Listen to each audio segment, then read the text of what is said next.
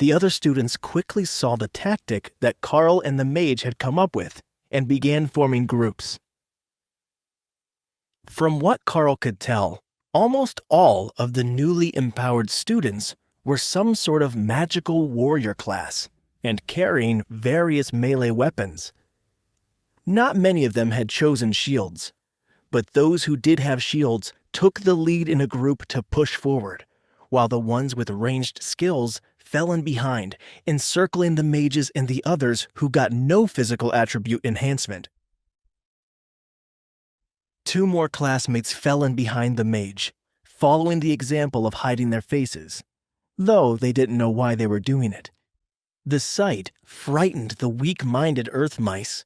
One scary guy with claws, leading 3 headless humanoid monsters, was terrifying to the small creatures, and they began to flee instead of attacking Karl on his way forward.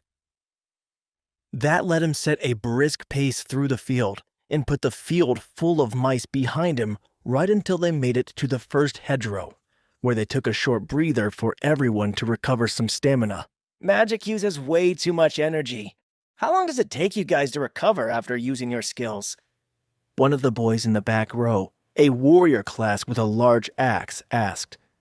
I can use mine 3 or 4 times, as long as I don't go all out. But then I'm tired and I need to eat or rest. I haven't tried to time it yet, Karl replied. The mage nodded her head. I'm the same. 2 spells and I'm at my limit and I need a breather. But if I sit down for 15 minutes or so, I can cast another. I saved my magic this time, so I can at least use one and keep going, or I can cast both in an emergency, but then I'll slow the team down. The boy with an axe frowned. I can only use mine once and then I'm done. But I'm a woodcutter, son, and I can swing the axe for hours if I don't use the skill. That's good enough. So far, it's just been earth mice, and only an idiot would chase them with an axe. But if there is something bigger and slower up ahead, you can go ahead and fight it without using that skill. Did the injections make you stronger? It was one of the questions on the homework, so it must be a thing. Karl suggested. Yeah, a lot stronger. He agreed. The other warrior smiled. I'm not so strong, but I was all right to start with. Unfortunately, my first skill is defensive. See, the shield in my marking? The silly thing is, I have no aptitude with a shield. I tried everything with the one in the storage box, but nothing worked. However, if I use a 2-handed sword, I can activate the skill no problem and keep it active all the time. The only problem is that I can't swing the sword fast enough to block those rocks the way that you do with your gloves. Karl nodded. So, we've got a super strength axeman, a durable swordsman, a mage, and me with my claws.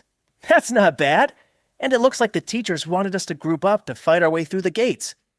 Not that it's been a tough fight so far, more of a practical joke by the seniors. But be prepared for something like water moles or quill beasts in the next field.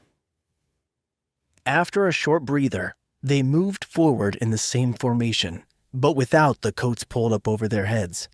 If there was something more dangerous than earth mice in this field, they wanted to see it coming and not find out when it reached them. Karl's supervision scanned the field, but currently it appeared to be empty and easy to pass. Likely, whatever lived here was just sleeping or going about its daily business, unaware that something was about to invade its home turf. Do you think that we should move through the trees? That would bring us to the academy without crossing the field. We just need to go to the side a little. The mage suggested. Karl scanned the tree line and shook his head. There are at least 2 iron-tusk boars in those trees. I can see the torn tree bark at different heights. It might be a different species, but those marks are pretty distinctive. He quietly informed the others.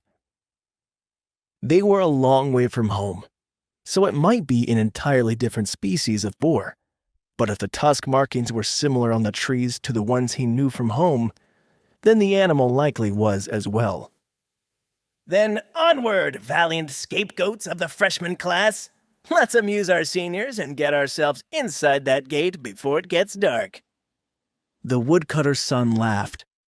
They moved forward at a fast pace, not wanting to make too much noise or vibration underground that might disturb the beasts living there, but not wanting to waste time and let the others behind them catch up either. None of the other groups had entered this field yet. Most were resting. Some were still struggling with either a lack of courage or the mice, and some had decided to go the long way around, under the assumption that the direct route was a trap. That group probably wasn't wrong, but that didn't mean that the other routes were any better. They were halfway across the field when the next group moved forward, jogging to catch up to the leaders, and the field erupted with activity. Vines sprung up out of the ground around the feet of the new group, trapping their ankles and pulling them down onto the soft dirt, while loose vines whipped at their faces. It was some sort of plant monster. What sort? Karl had no idea, but the loud footsteps had awoken it. Keep moving gently. It hasn't attacked us yet. It's just active in our area. Keep moving and we will get out without much trouble. Don't attack unless you're actually trapped. And don't step on the vines, Karl instructed. You're the boss. But if we end up stuck in the middle of the field, I'm totally blaming you, the mage whispered with a rueful smirk on her face, fully expecting the worst. Wait, that's not the end. You've just had a free taste. Now get the full story on the Pocket FM app, link in description. Check out our next video and playlist, and don't forget to like, share, and subscribe.